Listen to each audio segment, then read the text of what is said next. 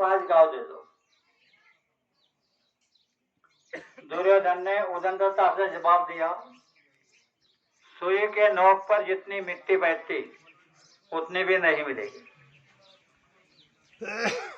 भगवान कृष्ण कहने लगे कि दुर्योधन मेरी बात को मान, तुम अगर 5 गांव उनको दे दोगे तो मैं युद्ध बंद कर दूंगा, जनहानि नहीं होगी। और तुम नहीं मानोगे तो बहुत बड़ी जनहानि हो जाएगी। युधिष्ठिर ने माना नहीं। आखिर क्या हुआ आप जानते हो। तो आखिर में क्या कहा, कम से कम 5 गांव दे दो। वही स्थिति आज भी है। मैं सीरियल से आपको समझा रहा हूं। बाबा जी ने यह आवाज लगाने लगाई कि कम से कम शाकाहारी हो जाओ, कुछ मत करो, कम से कम शाकाहारी हो जाओ। शाकाहारी हो जाओगे तो तुम्हारे जीवन की जिम्मेदारी मेरी होगी। यह भी कोई नहीं सुन रहा है। हम गांव गांव शहर शहर जाकर के लोगों को बता रहे हैं, समय के अनुसार जिसकी जरूरत है वो, मेरे पास में तो कोई भंडार पड़ा है। तो आखिर लोग शाकाहारी बनने को तैयार नहीं। तो बाद में गुरु महाराज ने कहा, तुम्हारा इस धरती के ऊपर कोई भी साथी नहीं है, तुम्हारे लिए किसी के मंत्र में दर्द नहीं है, तो दर्द हमारे अंदर है। कहा कि दिल में हमारे दर्द है तुम्हारा, सुने तो जाओ संदेशा हमारा। जनता को बता रहे हैं, तुम्हारे भाई, तुम्हारे बाप, तुम्हारी बहन, तुम्हारी पत्नी, तुम्हारी माता तुम्हारे काम नहीं आएगी। तुम्हारा दुख का दर्द महात्माओं को होता है, इसलिए कहा सुने तो जाओ संदेशा हमारे। तुम्हारे लिए हमने जल से रचाए, जल से यानी लोगों को इकट्ठा किया। तुम्हारे लिए हमने जल से रचाए, गली गली में खूब पर्चे बटाए, गली गली में चिट्ठियां बांटी, फिर भी नहीं समझे तो भाग्य तुम्हारा। इतना करने के बाद भी नहीं सुन रहे तो तुम्हारा भाग्य। फिर आगे कहा, पूरब और पश्चिम में बदबू बहेगी। बाबा जी बता रहे क्या होगा। पूरब और पश्चिम में बदबू बहेगी, उत्तर और दक्षिण में खूब धजेगी। लाशों का लाशों के ऊपर होगा नजारा, सुने तो जाओ संदेशा हमारा। पूरब और पश्चिम का पाकिस्तान मिटेगा। छोटे छोटे राष्ट्र आपस में लड़ पड़ेंगे, अरब और इजराइल और छोटे राष्ट्र लड़ पड़ेंगे। तो ये स्थिति आप तुम्हारे सामने है। जो गुरु महाराज ने कहा वो सब तुम्हारे सामने है। छोटी छोटी बातें तो बहुत है। चीनी कह रहे थे, चीनी तुमको 50 से भाव से खाना पड़ेगी।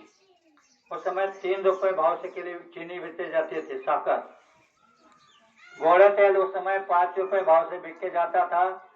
गुरु महाराज ने इशारे पे कहा था कि तुमको 100 रुपए खरीदना पड़ेगा। ये जितनी बातें गुरु महाराज ने बताई वो जैसे कि तैसी सत्य हुई।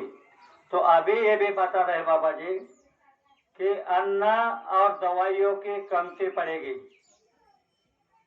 पेड़ की पत्ती भी तुमको न मिलेगी। अन्न और दवाई तो बात छोड़ दो, लेकिन पेड़ की पत्ती भी तुमको खाने को नहीं मिलेगी। तो खून की नदियों की बहेगी धारा, ऐसी खराब स्थिति पैदा हो जाएगी। तो मैं आपसे पूछना चाहता हूं, तुम्हारा धन दौलत रुपया पैसा जो अभी रमेश भाई बता रहे थे, क्या तुम इससे अपना काम कर लोगे? इसका भी प्रमाण बता देता हूं। 2 महात्मा होते हैं, 2 प्रकार के, एक प्रकट और दूसरे गुप्त। तो हमारे देश में गुप्त महात्मा तुकडोजी महाराज आए थे। वो हर रोज इधर का संदेश उधर, उधर का संदेश इधर, ऐसे लाते थे। अभी कुछ दिन पहले गए, सत्पुरुष ने पूछा कि धरती का क्या हाल है, तो टुकड़ो जी महाराज ने बताया, बोले भगवान एक तो रहा तुम्हारे अवतरने का या तो प्रलय होने का, एक तो प्रलय कर दो नहीं तो तुम आ जाओ। गुरु महाराज ने कहा चलो हम आ रहे। टुकड़ो जी महाराज नीचे आए। अब ये बात अपन क्या तुमने सुनी है बात वहां जाकर के? सुनी नहीं, लेकिन शब्द बता रहे हैं। नीचे आने के बाद टुकड़ो जी महाराज ने प्रार्थना बना दी, है प्रार्थना गुरुदेव से यह स्वर्ग सम संसार हो, अति उच्चतम व्यवहार बने, परमार्थमय जीवन हो, ना हम रहे अपने लिए, हमको सभी से गर्ज है, गुरुदेव ये आशीष दे जो सोचने का फर्ज है। ये प्रार्थना बना दी। और बाबा जी ने जैसे भी काम को आरंभ किया तो जनता को ठोक शब्दों में बताया, ए बच्चों तुम मेरी बात को मान लो, मैं धरती का सुख तुम्हें धरती पर दे दूंगा। इन्होंने कहा कि स्वर्ग सम संसार हो, तो वो कह रहे धरती का स्वर्ग का सुख धरती पर दे दूंगा। ये महात्माओं की शक्ल होती है। और सत्संग दो प्रकार के होते हैं, एक होता है प्रवचन और एक होता है सत्संग। प्रवचन जो होता है तो किताब पढ़ लिया, कई को व्हाट्सएप पर आने वाले संदेश सुन ले, यानी बाहर के लोगों के वचन। और सत्संग वो होता है कि जो अनुभव करके बताता है, वह सत्संग होता है। इतने दिन से सत्संग हो रहे हैं, लोग क्यों नहीं रास्ते पे आए? तो ईश्वर ने एक चाल बना के रखी है। स्वामी जी महाराज से कहा कि तुम्हारा एक व्यक्ति संत मत चलाएगा तो मेरे 12 लोग काल मत चलाएंगे।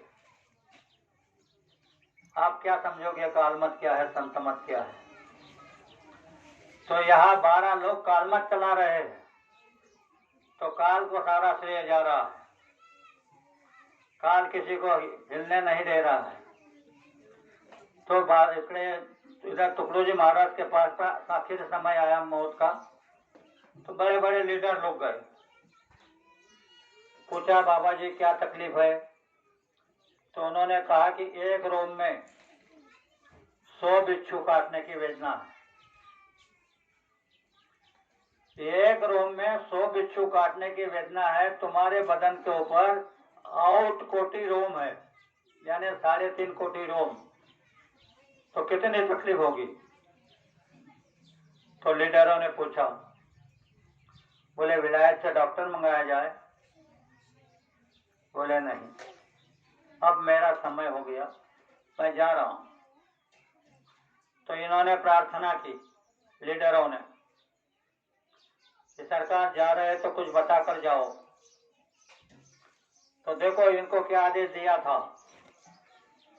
जिस देश में खुलेआम शराब को इजाजत दी जाएगी उस देश की इज्जत आसमान में जाके रोएगी।